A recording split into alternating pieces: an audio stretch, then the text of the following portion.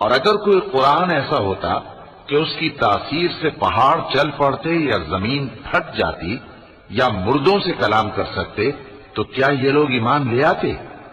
بات یہ ہے کہ سب باتیں اللہ کے اختیار میں ہیں، تو کیا مومنوں کو اس سے اطمینان نہیں ہوا کہ اگر اللہ چاہتا تو سب لوگوں کو ہدایت کے رستے پر چلا دیتا، اور کافروں پر ہمیشہ ان کے اعمال کے بدلے آفت آتی رہے گی یا ان کے مکانات کے قریب نازل ہوتی رہے گی یہاں تک کہ اللہ کا وعدہ آ پہنچے۔